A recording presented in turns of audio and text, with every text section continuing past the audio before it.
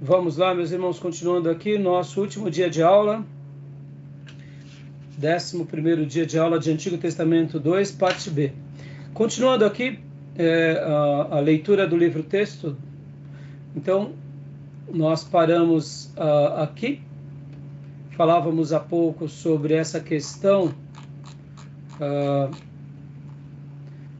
do autor, Ezequiel valorizando a autoria de Daniel, os argumentos que confirmam, e aqui não lemos, não, isso já lemos, fizemos a menção aqui. Agora, leia para nós, pastor Johnny, por gentileza, continuando sobre essa autoria. Joia. D. Jesus reconheceu Daniel como o autor das visões de Daniel, 9:27, 11:31 e 12:11. As últimas partes do livro, Mateus 24:15. Ou seja, o próprio Cristo valoriza a pessoa e a obra desse profeta. Pode continuar, por favor, pastor? E. Joséfo, 75 anos depois de Cristo, aproximadamente, mencionou que Alexandre o Grande foi anunciado no livro de Daniel e na sua profecia sobre o poder em ascensão na Grécia e o primeiro rei que conquistaria a Pérsia, 8:21, 11 e 13. Isso ocorreu muito antes da época dos Macabeus, durante a qual os críticos dizem que o livro foi escrito. Joia. Muitas pessoas, por se tratar das profecias de Daniel, ele discorrer a profecia sobre a imagem, o que eles comentam, né? Eles comentam pelo menos três coisas. Existem três linhas de pensamento sobre aquele paralelo que acontece em Daniel 2 e Daniel 7 sobre a imagem, que representa o pensamento clássico, que é a imagem representa a Babilônia, o reino Medo-Persa, o Império Grego e o Império Romano. E aí, onde há a semelhança? A semelhança está com relação àquela correspondência dos animais, que a Babilônia representa o leão, o Império Medo-Persa o urso, o grego o leopardo, por causa dessa questão da velocidade, e Roma seria a besta.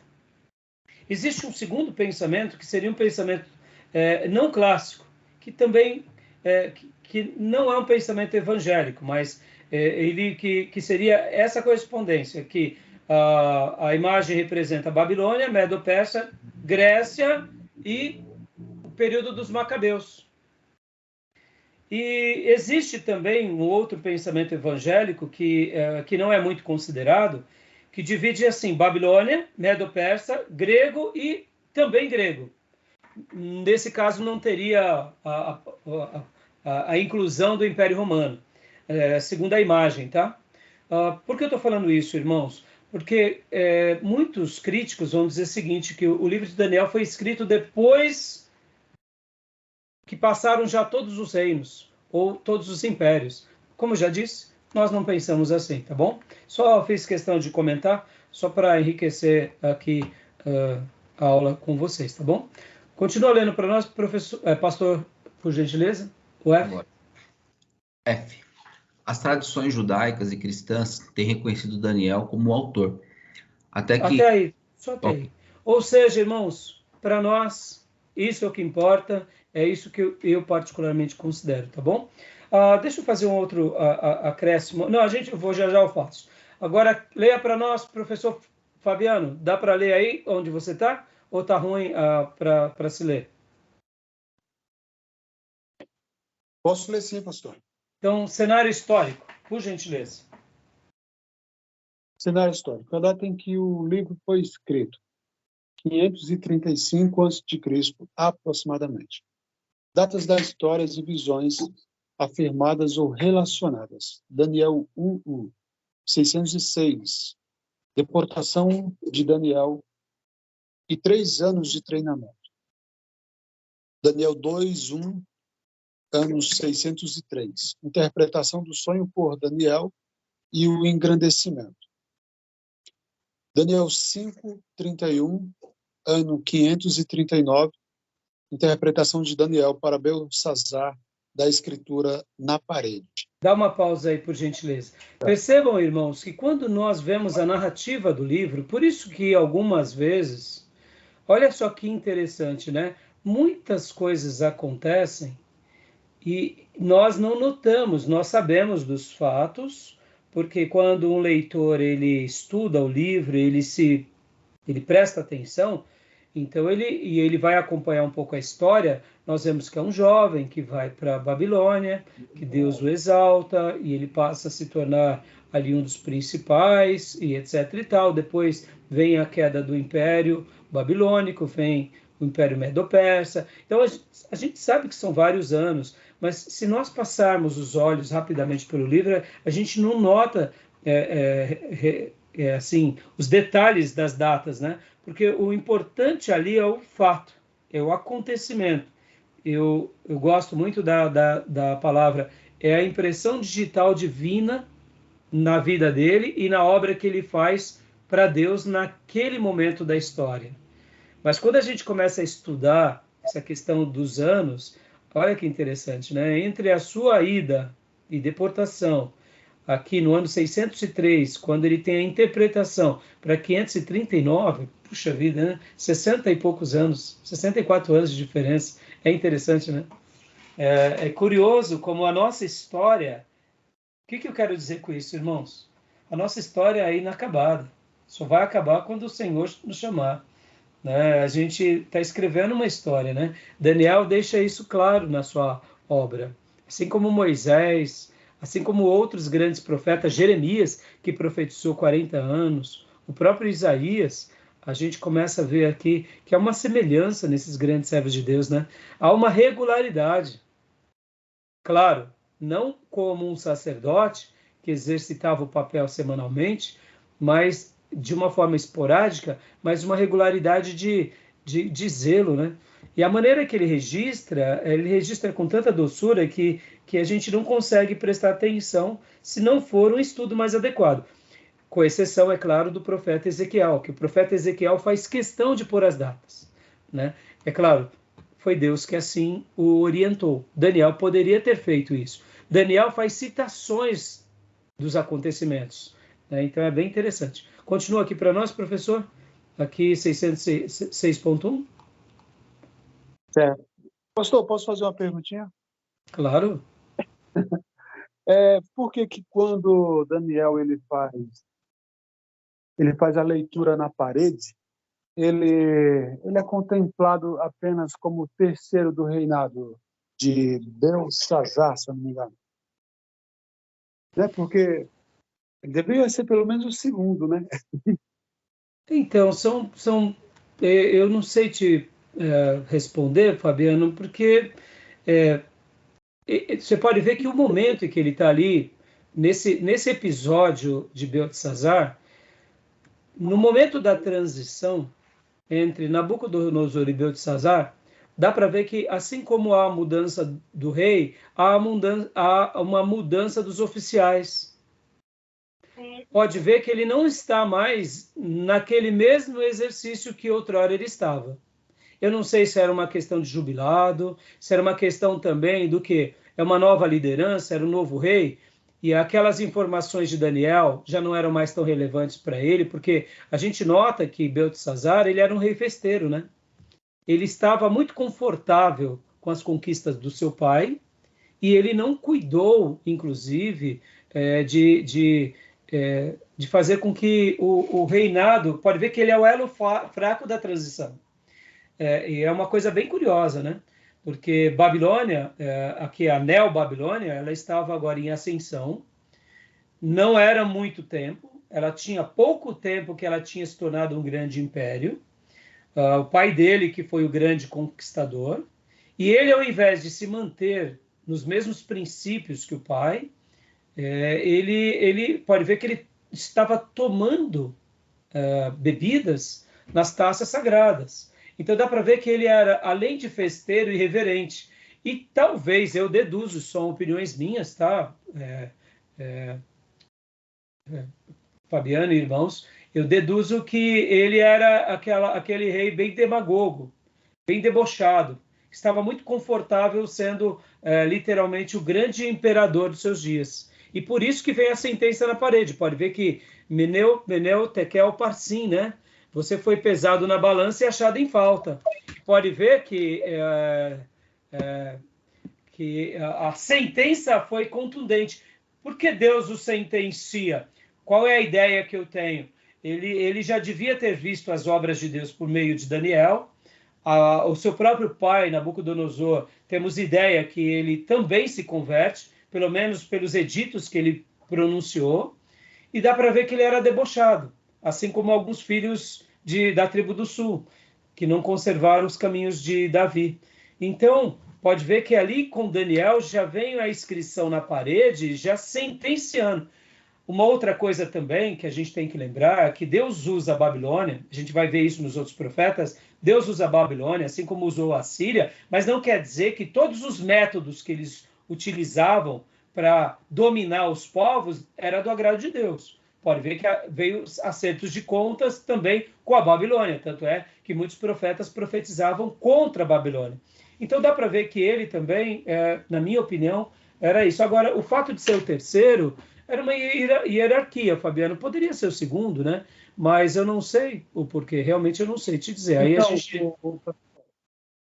que na verdade diz a história que ele é filho de Nabonido, entendeu? Esse Nabonido, eu acho que ele não fazia eu acho que ele era casado com uma filha de Nabucodonosor. Aí morre o filho legítimo da Nabucodonosor e o Nabonido entra. Aí Nabonido ele é levado para outro lugar, outra comarca, se posso assim dizer. E então esse Belsazar ele fica na Babilônia. Aí, então eu acho que aí dizem que é por esse motivo que o primeiro seria o pai dele, o legítimo rei. Nabucodonosor já havia morrido, né? Então, seria o Nabonido o primeiro, ele o segundo e Daniel o terceiro. Aí, então... Então, você já sabia da resposta? Você me fez uma pergunta sabendo da resposta? Aí é pegadinha para o pastor, não? Não, eu queria só apimentar o negócio, pastor. Então, mas aí fazer o Ibope subir. Ah, entendi. Mas quando for assim, então, faz o acréscimo. Senão você me deixa vendido. Porque é uma pergunta até um pouco fora da pauta dos livros. Pode até ter em alguns livros, mas, como eu disse, né, Fabiano? Não, são muitas informações, né? Uhum. Tá bom? Tanto é que eu não lembro exatamente o versículo, mas assim, esse Nabonido, ele vai para outro lugar. Então, ele meio que cai numa cilada, entendeu? Entendi. Obrigado. Peço perdão aí, senhor. Não. Quando for assim, você pode fazer o acréscimo direto, entendeu? Tá bom. Vamos lá. 6:1, continua para nós, por favor. Tá, 6:1. Daniel na cova dos leões, quando Dário I Gobrias começou a governar. E Daniel 7:1, no ano mais ou menos 553, ele tem a visão dos 4 grandes animais. E Daniel 8:1, no ano 551, ele tem a visão do carneiro e um bode. Daniel 9:1, no ano 539, ele tem a visão das 70 semanas de Israel. Esse é o que tem trazido debate por exato. Por toda essa época. E nós não estaremos trabalhando em cima disso, porque nós trabalhamos em cima disso em escatologia, tá bom? E continua para nós, conclui. E Daniel 10 ao 12, ano de 536 aproximadamente, ele tem a visão da Pérsia, da Grécia e do tempo do fim. Joia. E aí, última frase aqui. É provável que o livro tenha sido completado em 535, logo após a última visão. Joia. Tudo bem, meus irmãos? Alguma dúvida até aí? Tudo bem? Alguma pergunta? Tranquilo, pastor. Não, tranquilo? Joia. Então vamos correr, senão a gente não vai temos bastante coisa. Dil, leia para nós cenário político rapidinho. Cenário político. 1. A política mundial, a ascensão e a queda de grandes impérios e o relacionamento dessas potências com Israel continuam os assuntos principais do livro.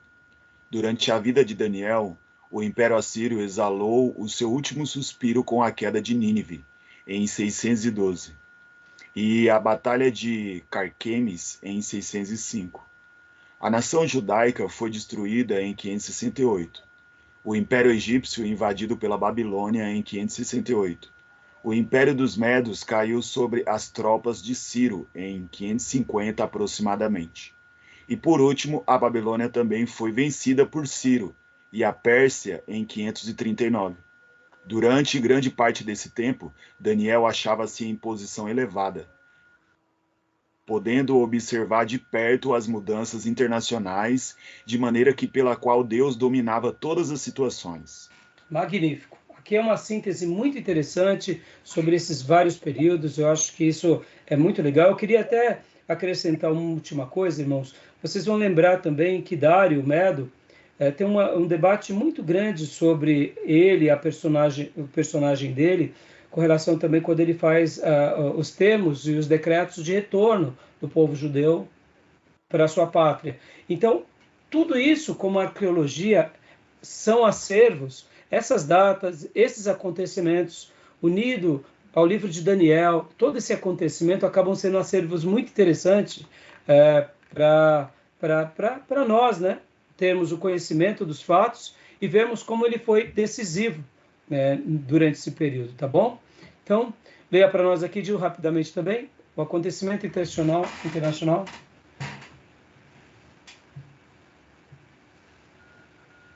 Ok.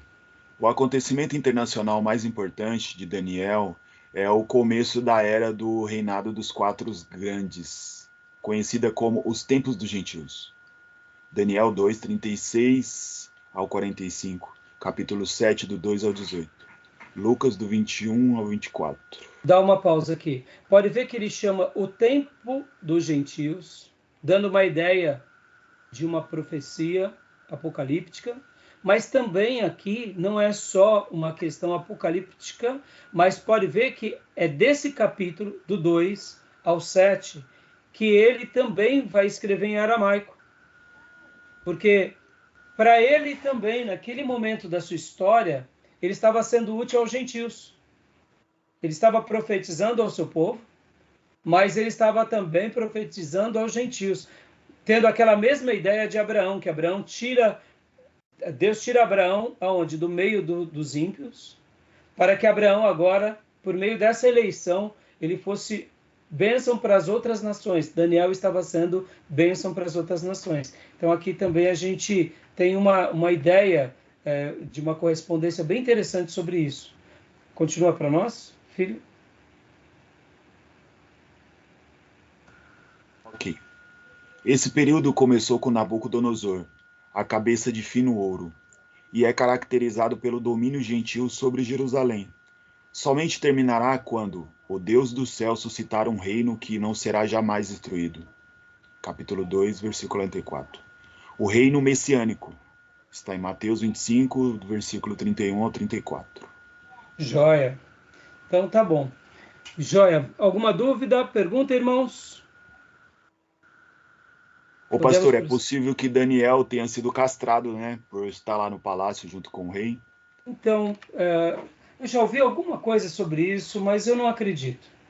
Eu não acredito porque essa era uma... talvez. Então, essa era uma função, geralmente, Gil, que se dava àqueles que cuidavam do harém.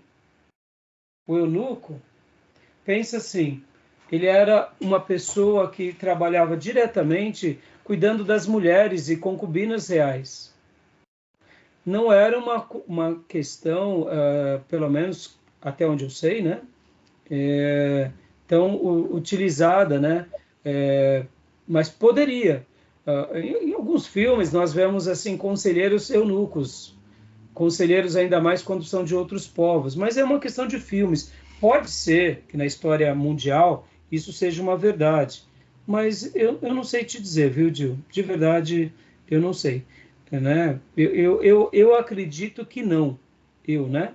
Pode ver que, por exemplo, Gil, lembra que nas aulas passadas nós trabalhamos bastante sobre a questão dos impérios, e eu falei que a Assíria, antes dela se tornar a grande conquistadora, inclusive da tribo do norte, ou no período que nós chamamos de Neo-Assíria, ela já era um império.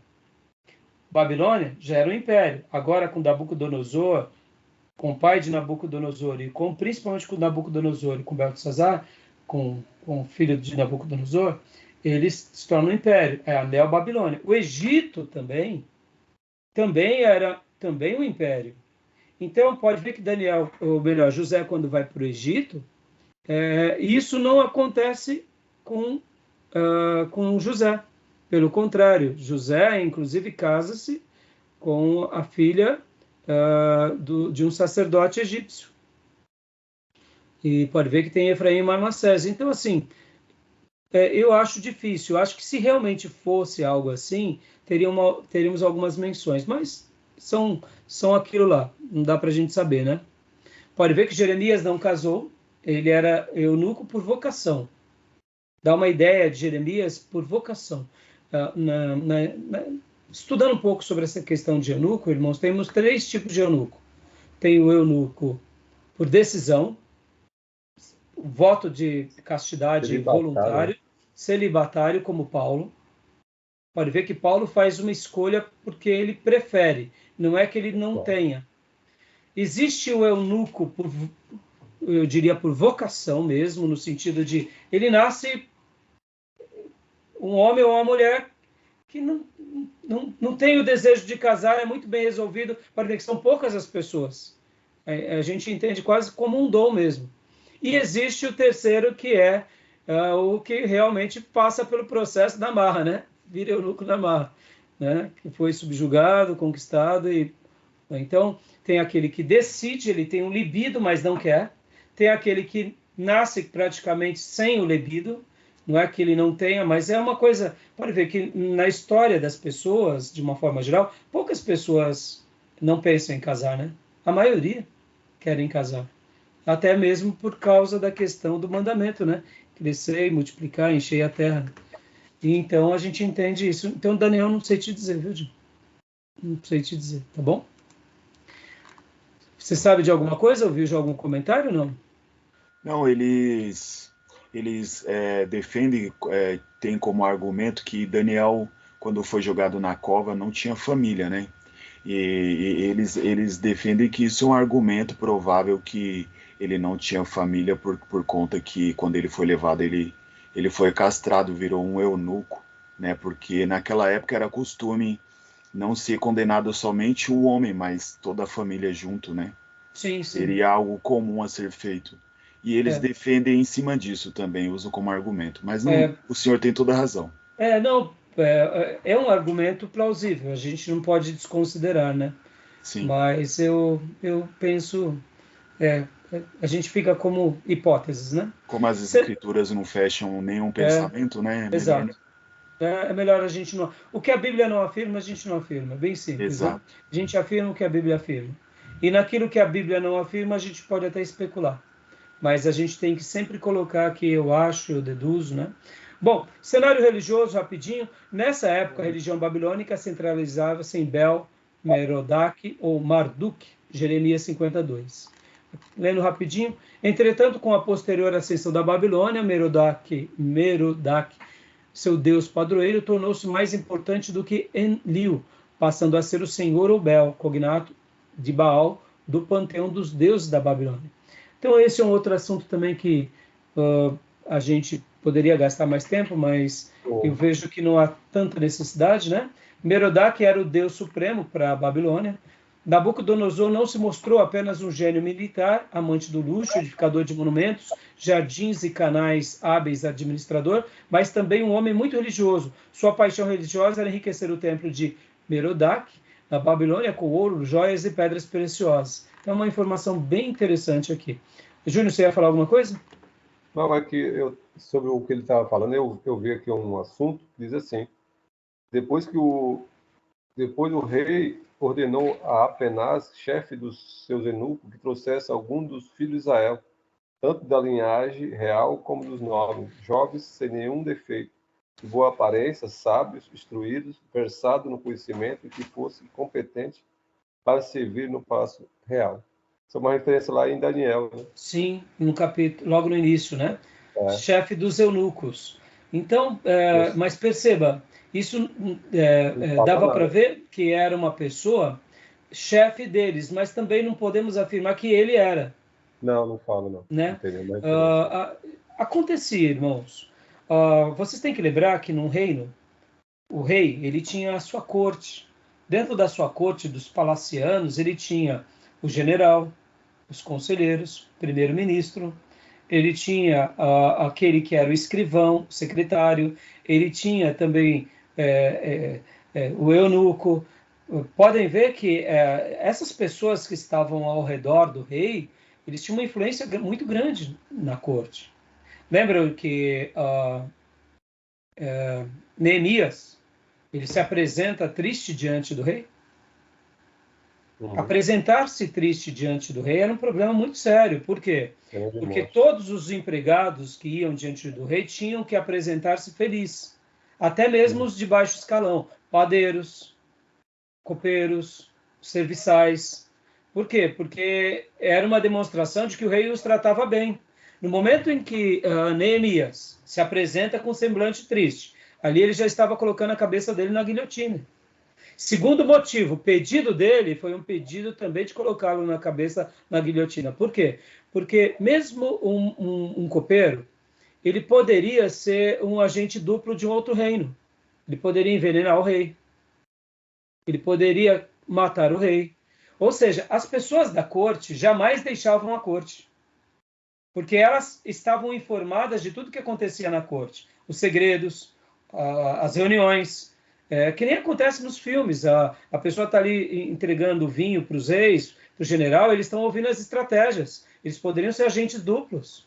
Então, quando Neemias faz aquele pedido para o rei, e ele já se apresenta com semblante triste, depois ele pede para ir para Jerusalém, ele estava falando o seguinte: pode me matar, rei. Eu estou disposto a morrer. Então, ali já foi um milagre na vida de Neemias. Então, assim, as pessoas ao redor da corte eram muito grandes, né? Eram muito grandes para sustentar um reinado, né? Então, é um detalhe bem interessante. Continuando, temos também outros influentes que eram sacerdotes religiosos, que determinavam, né, toda a questão. Pensem na influência religiosa que tinha essas pessoas sobre o rei, né? Então, vamos lá. Os babilônicos acreditavam em diversos deuses. Enlil, o deus da tempestade, de Nippur. Shamash, o deus do sol, de Sipar. Sim, o deus da lua. Ur e Aras. Nebo, o deus da sabedoria e da escrita. Astrologia, de Borsipa, Isaías 41:6. Mas Marduk era exaltado muito mais do que esses e lhe era dado uma estatura quase que monoteísta, né? Então, são informações bem interessantes, tá bom, irmãos? E aqui, só concluindo aqui, Daniel e os 3 amigos receberam nomes da Babilônia, relacionados com o panteão de Deus da Babilônia, como já havia mencionado. O objetivo do livro de Daniel, leia para nós aqui rapidamente, Júnior, por gentileza. Seu objetivo principal é declarar a soberania de Deus sobre todas as nações, conforme foi demonstrado por intermédio de Daniel e seus amigos, a 2 monarcas da Babilônia e a 2 da Pérsia. Assim, Daniel revela a previsão de 4 reinos gentios, de 70 semanas, de Israel, que teriam de cumprir o seu tempo antes do próprio Deus estabelecer um reino eterno na terra. O propósito do livro de Daniel não é enfatizar o programa redentor de Deus, mas o programa do seu reino, até que ele seja estabelecido permanentemente com o Messias. Joia. As contribuições singulares, a ênfase gentia em Daniel, já mencionei sobre isso. As profecias dele são fundamentais com relação aos gentios, com relação ao seu presente, ao seu futuro, aos impérios e à escatologia futura. O conteúdo sobrenatural do livro de Daniel e a linguagem apocalíptica já mencionei, que também é bem carregado dessas simbologias e desses acontecimentos até sobrenaturais. Podem ver que ele recebe Miguel, ele recebe Gabriel, ou seja, é uma coisa extraordinária, né? É um homem realmente de visões, de revelações, de sabedoria e de profecias apocalípticas, né? O livro de Daniel é muitas vezes classificado como literatura apocalíptica. Foi um tipo de literatura profética que floresceu 200 anos antes de Cristo até o 110 depois de Cristo. Agora, olha que interessante, irmãos. Só um outro fator aqui, só para eu fazer um comentário para vocês. Essa questão das 70 semanas de Daniel é bem interessante. Os estudiosos, segundo alguns estudiosos, quando os magos saem do Oriente para adorar ali a Jesus, havia uma escola de estudiosos de astrologia que possivelmente eles estavam acompanhando, eles já sabiam que estavam na 79ª semana. Por isso que há também uma efervescência religiosa ali perto dos dias dos magos. Pode ver que o próprio Herodes, ele reconstrói o templo, ele repagina o templo. O segundo templo, agora, ele recebe uma nova reedificação. Ou ele é chamado de terceiro templo ou templo de Herodes. Possivelmente, as pessoas, nos dias ali, um pouquinho antes da aparição do anjo, tanto para Isabel como depois para Maria, havia uma expectativa de qualquer hora o Messias chegaria. Essa questão das 69 semanas, ou das 70 semanas, foi muito curioso. E a gente não tem assim, uma percepção tão grande, mas quando o autor aqui ele menciona que faz essa citação de que houve, né, um destaque do ano 200 a.C. até o ano 110 depois de Cristo, é porque, de fato, segundo os cálculos, realmente casa ali realmente no nascimento de Jesus e no ministério de Jesus. E nós entendemos que as 69 semanas já aconteceu e que um dia vai acontecer a última semana, que será nos finais dos tempos. Essa é uma leitura apocalíptica, é uma das leituras, tá bom? Eu sei que não dá tempo a gente mencionar isso, eu só estou pincelando aqui rapidamente com vocês, tá bom? E é claro que o livro de Daniel, sobretudo, como eu disse, é um livro prático, no sentido de vida, de obra. Ele resgata a glória de Deus na Babilônia, ele é o templo vivo de Deus na Babilônia, ele é a carta viva de Deus na Babilônia, ou seja, ele consegue ser essa pessoa que exala Deus no meio de um povo pagão, tá bom? Daniel apresenta o anticristo dentro das suas profecias, aí vem aquelas menções de chifres, muito interessante, né? Cristo em Daniel também é apresentado. E, como eu já disse, temos a questão das 70 semanas de Daniel, né? Não vai dar tempo de a gente trabalhar isso. Aqui o livro trata vários assuntos, tá bom, irmãos? Então, vem aqui também uma descrição bem curiosa sobre essa questão dos tempos dos gentios. Eu gostei bastante. Dá aqui quase que uma prévia também dessas 70 semanas, tá bom? Depois vocês olhem com cuidado tudo isso. Tá bom, meus irmãos? E assim concluímos Daniel. Algum comentário?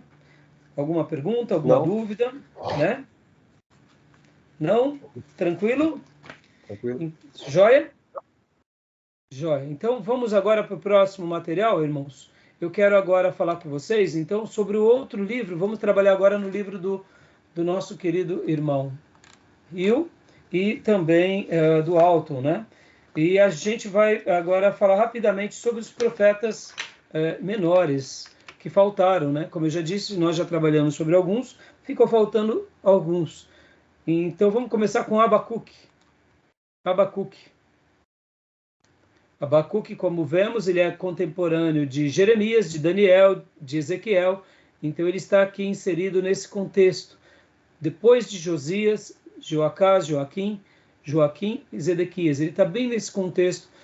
Logo no início do cativeiro, ele vem e profetiza. Então, vamos ler aqui um pouquinho rapidamente para a gente poder hoje concluir nossa matéria. Abacuque, conceitos básicos. Deus é justo ao lidar com as nações, embora os acontecimentos históricos sejam confusos, devemos confiar em Deus e agir com integridade. Judá receberia castigo dos babilônios, os quais também seriam castigados por Deus. Lembra que eu disse há pouco? Não é o fato deles estarem sendo um veículo de juízo, que tudo que eles fizeram era autorizado por Deus. Não necessariamente, né? Tá bom?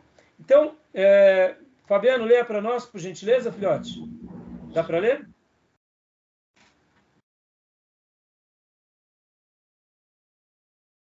Pronto, vou ler. Pode ler. É a parte de cima, pastor? Isso, pouco se sabe, leia para nós essa porção. Pouco se sabe sobre o profeta Abacuque, pois não há dado genealógico ou histórico no livro. Ao contrário dos outros livros proféticos, este dá prioridade à abordagem do tema específico, em vez de simplesmente servir de veículo literário para preservar os oráculos do profeta. Ver capítulo 22, especialmente página 451 ao 454, se eu não me engano. Nesse caso, por exemplo, é mais parecido com Jonas do que com Jeremias. Além disso, o tom de sabedoria da profecia e sua organização em torno de indagações do profeta distinguem-no do restante da literatura profética. Ver capítulo 16, especialmente na página 334. Esse tom de sabedoria é evidente na ênfase à justiça divina. Ou seja, assim como os demais profetas menores, a gente não vai ter muita coisa sobre a vida deles, sobre detalhes, mas ele tem esse toque de sabedoria no meio da sua profecia, né? Composição do livro. Pode ler também, Fabiano, por gentileza, essa parte em destaque aqui. E grifado. Em Abacuque 1, 5 e verso 6, o levante dos caldeus, revista Almeida, revista atualizada, ou seja, aqui está se tratando dos babilônios, e na NVI apresentado como algo surpreendente e inesperado. Eles assumiram o controle do trono babilônico, declarando independência da Síria em 626 a.C. até 612. Nínive, capital da Síria, havia caído, mas já em 614, a aliança entre medos e babilônios lançou a base do futuro êxito contra a Síria. As afirmações de Abacuque 1, versos 5 e 6 seriam comprováveis se feitas antes de 626, embora pudesse vir até 615, qualquer período após este banalizaria a afirmação desses versículos. Ou seja, aqui o autor ele está simplesmente falando um pouco sobre essa questão da composição e da data, mostrando um pouco aquela situação que já mencionamos, quando a Babilônia ela se une aos medo-persas para contra-atacar o Império Assírio, e logo na sequência vem a queda do Império Assírio e a destruição de Nínive. Por isso que as citações do livro de Abacuque em 1, 5 e 6 mostra esse levante dos caldeus. E aí, por essas afirmações, se chega a algumas datas prováveis em que o livro foi escrito. Então é bem interessante. Então leia para nós, Fabiano, mais essa parte que está em destaque. Muito bem. Deve-se observar que esse julgamento sobre Judá nas mãos dos caldeus viria nos dias de vocês. 1:5. O julgamento mencionado não podia ser aplicado a nada antes de 597 a.C., quando Judá teve seu primeiro grande confronto com a Babilônia. O cálculo de uma geração anterior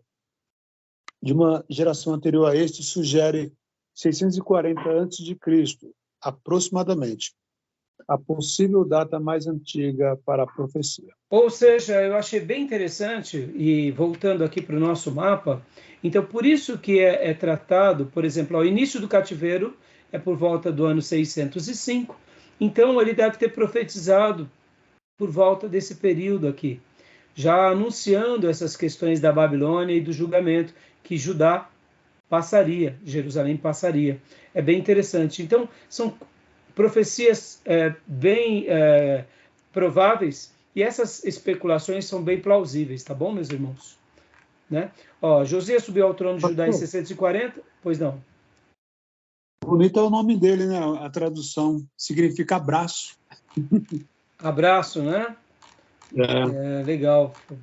A gente deve ver já que em alguma parte aqui, particularmente eu não vi se eu passei, né? Então você dá um Abacuque hoje na sua esposa, tá? Pode deixar. Legal. Vamos lá, continuando aqui, meus irmãos, então, bom, aqui em cima, tá.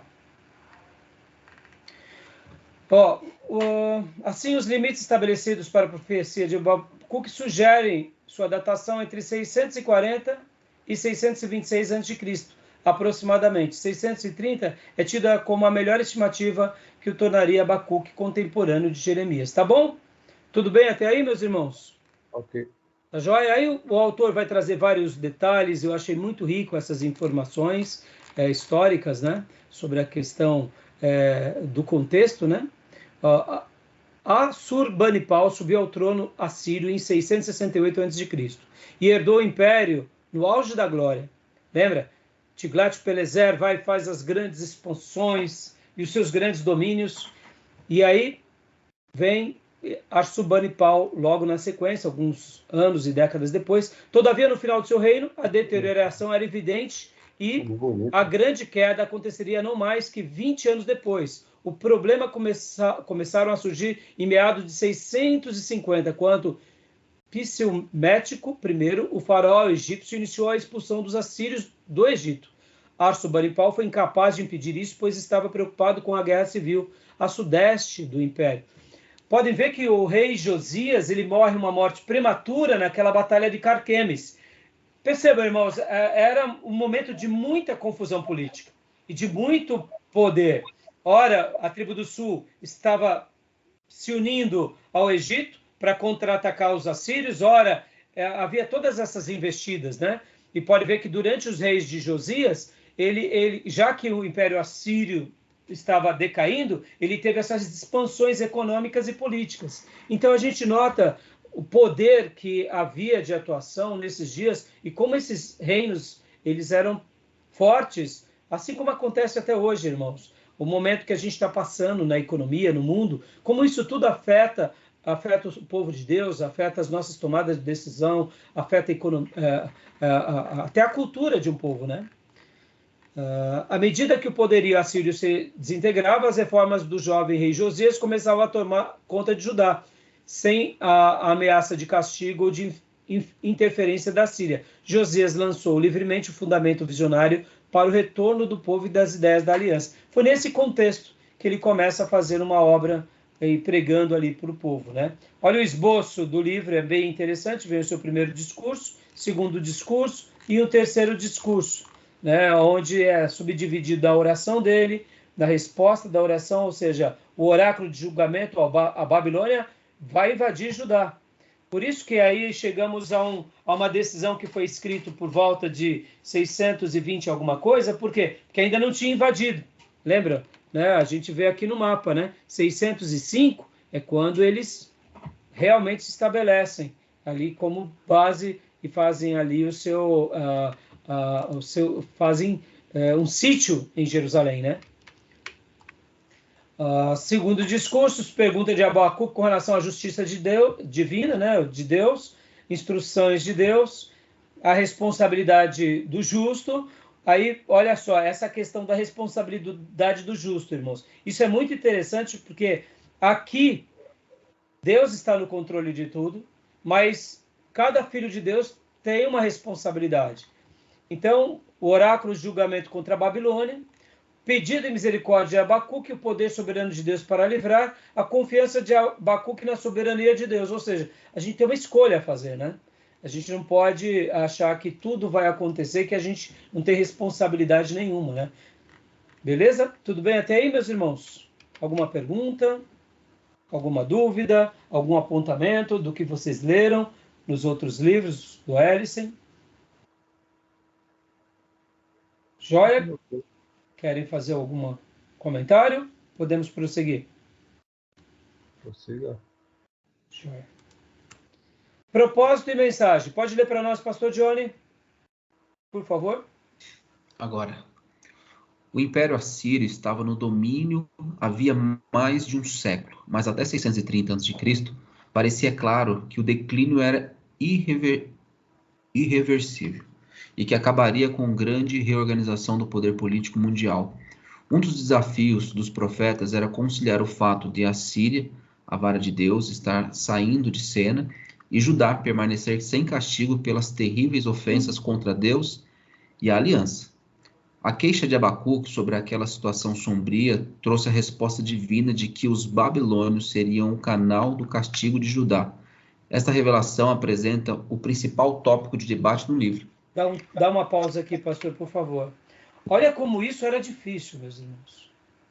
Vocês pensem assim, a escola dos profetas da tribo do norte falando da Síria, que Israel ia ser sentenciado e punido. Agora vem outros profetas que, além de falar da Síria, vem agora e começa falando da Babilônia. Olha como um profeta ele tem que ter café no bule, irmãos. Como ele tem que ser homem de Deus, de falar com certeza, porque vocês têm que lembrar que a tribo do sul, ou seja, esse remanescente, que só sobrou uma tribo, quando eu falo uma tribo é Judá, Benjamim, ali, Simeão, mas ali, em tese, era uma tribo só. Você começar a falar para o povo eleito, para a descendência de Davi, para o lugar onde está o tabernáculo, o templo, ó, já não vai ser mais a Síria não, agora vocês serão destruídos pela Babilônia. Imagina você ser esse profeta.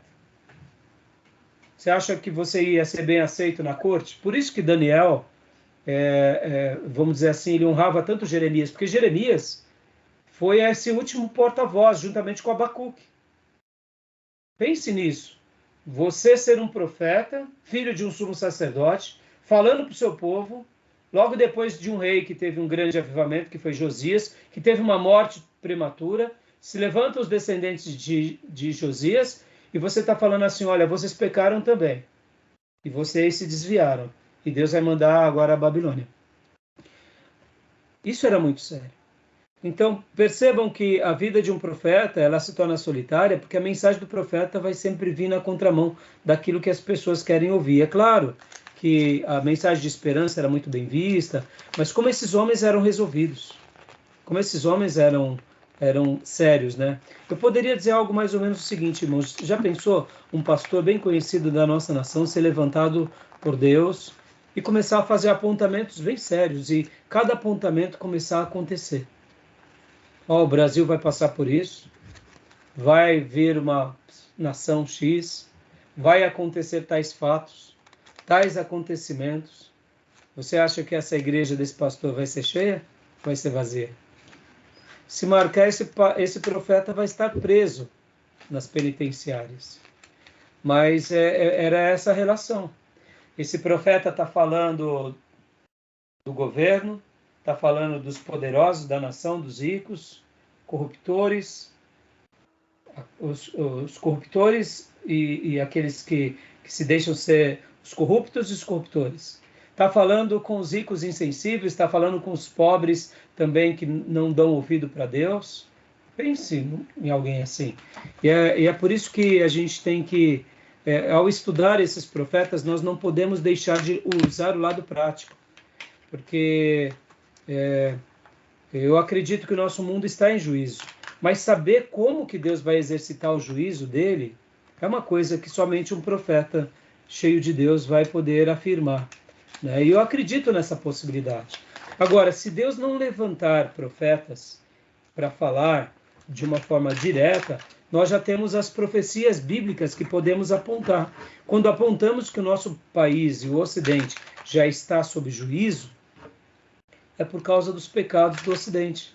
Isso também é uma mensagem profética, que eu acho que a gente tem que resgatar. Então, só fiz questão de citar Abacuque, porque ele foi contemporâneo de Jeremias, E a mensagem dele foi tão dura quanto a de Jeremias, né? Ele fez coro junto com Jeremias, né? Tá bom? Algum comentário, alguma fala?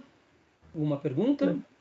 Interessante que ele termina, né, no final do capítulo 3, a esperança que ele estava profetizando sobre a invasão da Babilônia, que era um império poderoso, e aí essa é uma tragédia para o povo de Israel, né? Pela nação. E ele termina dizendo que ainda que aconteça tudo isso, a esperança em Deus ainda estava preservada.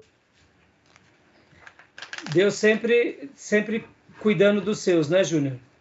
Né? E também punindo os seus e punindo aqueles que também agem de forma errada, né? Podem ver, irmãos, os medo-persas, não é fazendo uma defesa aqui, falando que eles estavam certos, mas a gente vê certas sentenças contra os medos, contra os persas, mas a gente não vê tantas sentenças contra os medos persas, né? É interessante isso, né? Dá uma ideia de que foi um império talvez um pouco mais humano, um pouco mais respeitoso. É interessante essas questões, né? É possível que hajam impérios menos assassinos, né? Menos. A gente sabe que não tem império perfeito, que não tem reino perfeito, mas alguns são bem cruéis, né?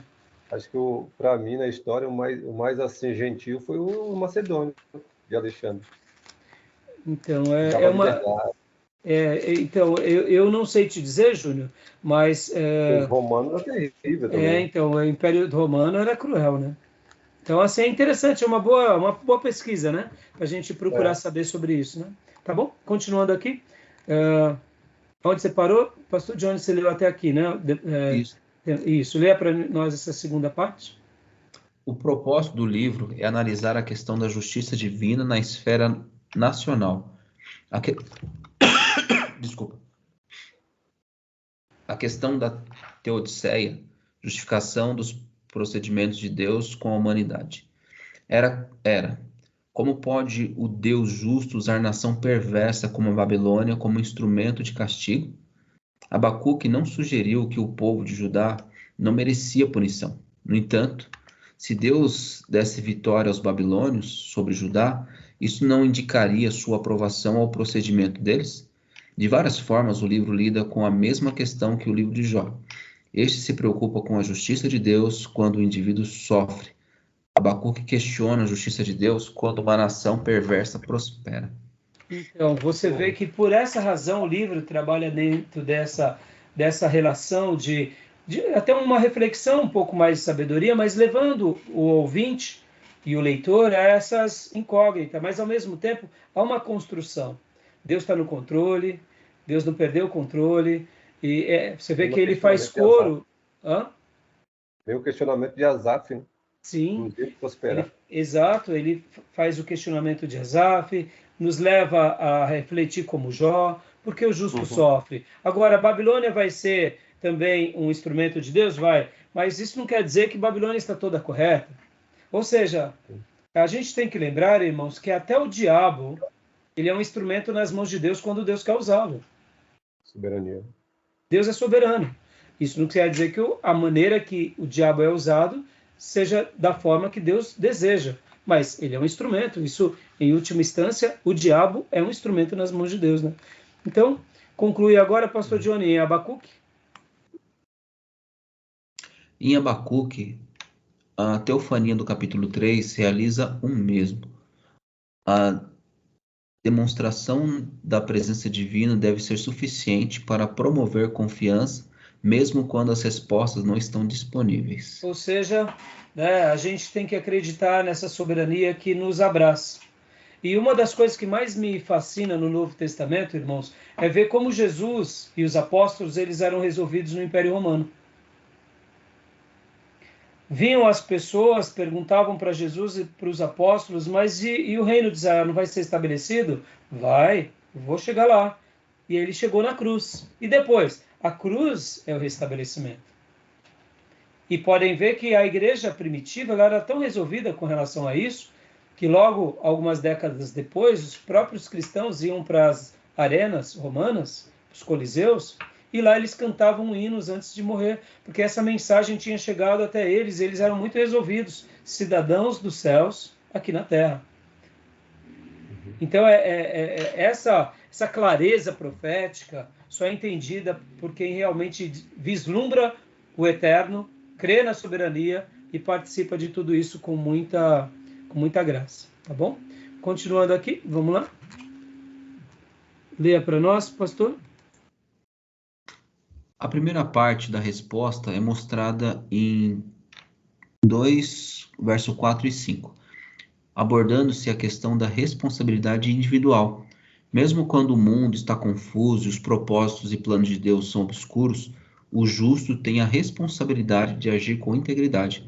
Em tais situações, a fidelidade a Deus e a confiança nele são mais difíceis, por isso, mais significativas. Na escuridão das circunstâncias penosas, a integridade e a fé do justo brilham como um farol. A segunda parte da resposta oferece algumas promessas com relação à justiça divina. A mensagem de capítulo 2, do verso 6 ao 20, era que Deus castigaria os babilônios por sua perversidade, mas esse momento ainda não havia chegado. O uso dos babilônios como instrumento para punir Judá não implicava aprovação. Até a hora do seu castigo, Deus podia usá-los como quisesse.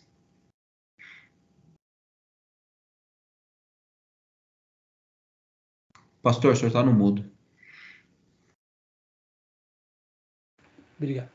Eu amo essas palavras. Responsabilidade individual. Pode ver que Abacuque vai trabalhar essa ideia. Irmãos, isso daqui é uma das coisas que mais me fascina no reino de Deus. Porque a gente não pode se esconder atrás de ninguém. A gente tem que sempre ter essa clareza, né? Eu gosto muito de usar uma expressão que é: eu tenho que crer em Deus como se tudo dependesse dele. E eu tenho que viver a minha vida como se tudo dependesse de mim. Parece um contrassenso essas afirmações. Mas não é. É porque eu digo, Deus é soberano sobre tudo e Ele governa sobre tudo e nada vai fugir do seu controle ou da sua vontade. No entanto, eu tenho que estudar, eu tenho que pesquisar, eu tenho que trabalhar, eu tenho que pregar, eu tenho que me santificar. Eu não posso, por nada nem por ninguém, nem mesmo pelas trevas, nem circunstâncias, nem pela minha fraqueza, me permitir andar para trás ou olhar para o lado ou fazer alguma coisa que desagrade a Deus, porque Ele me fez um ser livre, inteligente, me deu tudo o que eu preciso para vencer, porque Ele já venceu por mim. Então, o livro trata disso, né, nesse primeiro momento, e no segundo momento, aquilo que a gente acabou de dizer, Deus estava usando o instrumento dele, que é a Babilônia, mas também essa Babilônia seria castigada, porque não é o fato de Deus estar usando que faz deles também alguém que poderia fazer tudo do jeito que quisesse, né? Então é bem interessante. Uma coisa que eu noto nesses livros, irmãos, aqui como Abacuque ou nos Profetas Menores, os autores, né, tanto do livro aqui que a gente está trabalhando, do Rio, do Alton, os demais livros, né, do Hackett Jr., o próprio Cleide Francisco, do Hellissen, eles sempre vão, por exemplo, quando o livro é muito enxuto de informação, eles vão fazer um pouco da avaliação teológica, eles vão um pouco do debate, eles tentam trazer alguma informação útil para nós, né? Porque senão fica muito objetivo, fica muito seco, né? Aquele material, né? Tá bom, meus irmãos? Joia! E aqui, rapidamente, para a gente poder concluir, né, o tema principal, leia para nós, Júnior, por gentileza, a política de Deus ao lidar com as nações. A teologia do livro diz respeito à política divina referente às nações. Com base em Hebreus e outros livros do Antigo Testamento, podemos chegar à conclusão apresentada no estudo de Jeremias de que o procedimento divino com as nações pode ser compreendido pelo uso da analogia de uma balança que pesa ações boas e más. Aqui o autor vai começar a trabalhar sobre essa questão de que uma nação ela é vista dessa forma. E aqui, irmãos, olha, guardem isso, viu? Olha como é interessante. Isso vale para indivíduo, família, comunidade, grupo social ou nação. Pode ver que nas 7 cartas do Apocalipse, Deus tem uma maneira específica para cada igreja. O que ele diz para uma não necessariamente diz para outra. As igrejas do Novo Testamento, nós vemos coisas distintas entre elas. Então, Deus tem uma forma de tratar individualmente, como família e como coletivo. Essa ideia da balança, que Deus olha para as nações, é muito curiosa. Vamos lá, vamos aplicar aqui de uma forma muito pontual. Nós, o que vão dizer de nós daqui a 200 anos? Daqui a 100 anos? A postura da igreja brasileira diante das drogas, diante da corrupção, diante da mentira. Percebam, irmãos, que a nossa omissão pode nos custar muito caro. Por isso que fazer igreja, e uma igreja profética, quando eu falo profética, não é que tenham profetas apenas. Sim, Deus pode levantar um de nós ou alguém que realmente fala coisas de uma forma profética, eu acredito nisso. Mas quando eu digo profética, é que pega todas as profecias sagradas e que põe em pauta, como fez Jeremias, como fizeram os profetas. Nós não precisamos hoje de um profeta para sermos uma igreja profética. Para sermos uma igreja profética, nós precisamos da profecia. E nós já temos a profecia do Velho e do Novo Testamento. Então, olha que interessante, irmãos. Quando o líder se corrompe, os pastores se corrompem, os sacerdotes se corrompem e o povo se corrompe, é aí onde Deus trata com a nação. Porque se Deus levantou líderes, por isso que ser líder, segundo Tiago 3:1, é uma grande responsabilidade, porque sobre eles virão um julgamento muito mais severo. No entanto, quando eu sou um líder, seja religioso ou de uma administração pública, e eu sou omisso, Deus vai depois pedir prestação de contas para essas pessoas. Podem ver que essa é uma linguagem divina em toda a Bíblia. Só para eu pontuar, na Velha Aliança, lembra da cidade de Ai? Acã e a capa babilônica? Eu deduzo, isso são deduções minhas. Quando Acã pega a capa babilônica, possivelmente muitas pessoas ficaram sabendo daquilo. E ficaram calados, foram omissos. A omissão nos torna cúmplice. Na igreja, a mesma coisa. Pode ver na linguagem do Novo Testamento, Ananias e Safira, cúmplice. Então, o que nós entendemos? Que há um acerto de contas pessoal, sim. Familiar, sim. Família de Ló, em Sodoma e Gomorra. E coletiva. A história se repete o tempo todo, irmãos. E a gente não pode perder isso de vista, né? Porque isso é muito importante, tá? E isso aqui a gente vê no livro de Abacuque, né? É bem interessante essa questão. Tá bom, meus irmãos? Essa questão do peso na balança é muito real. Por isso que nós precisamos de orar muito pela igreja brasileira, por esse momento que a gente vive. Por quê? Porque a gente tem uma tendência a ser mais uma igreja mais de direita, mas muitas vezes em nome da direita a gente está fazendo atrocidade. A gente não está sendo justo na balança. A gente estamos exaltando os nossos ídolos políticos. E o povo está erguendo também um novo ídolo, chamado direita. Cuidado também, isso pode ser um poste-ídolo. Perceba, eu sou de direita, mas até que essa direita não seja um poste-ídolo. Isso não quer dizer que quem está fazendo o movimento também pode fazer o que bem entender. Deus está pondo tudo numa balança. Olha como isso é difícil, irmãos. Por isso que uma igreja fazer política é muito complicado. Por isso, quando a igreja se envereda para a política, se torna mais complicado ainda. Então, por isso que o púlpito tem que ser um púlpito que prega a palavra, mas que ensina os irmãos a terem uma cidadania com muita liberdade, com muita maturidade, com muito respeito e com muita sabedoria, porque senão a gente se perde em nome da direita, esquerda, até na omissão, e a gente tem que lembrar que a história está se repetindo o tempo todo e que Deus quer contar conosco também, né? Tá bom? Beleza, meus irmãos? Então, assim, só para a gente terminar aqui Abacuque, aí Abacuque vai trabalhar sobre essa questão, né? O último princípio do poder pode ser facilmente deduzido com base no Antigo Testamento, mas é afirmado explicitamente no Novo. A quem muito é dado, muito será exigido. Lucas 12, 48. Ou seja, o segundo princípio é que a balança só é esvaziada quando Deus julga a iniquidade acumulada, ou seja, Deus vai fazer algo, e quem muito recebeu, muito vai ser cobrado. E aí eu digo, e nós, líderes e pastores, recebemos muito de Deus ou não? Opa, aí complica, não? Você entende aqui, irmãos, a nossa responsabilidade, como ela deve ser grande, como a gente tem que ser... Irmãos, e aqui última coisa, assim, para eu fechar aqui essa gravação.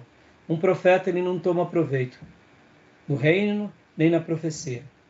O profeta exalta Deus e ele se põe no lugar dele. Um pastor não toma proveito da igreja. Ele é um servo da igreja.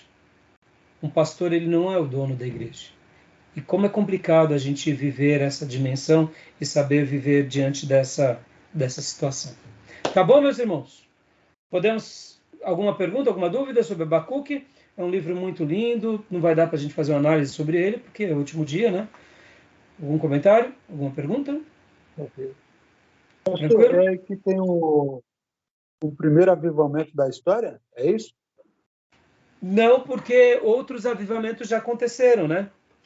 A gente vai ver que avivamentos foram vários no Velho Testamento.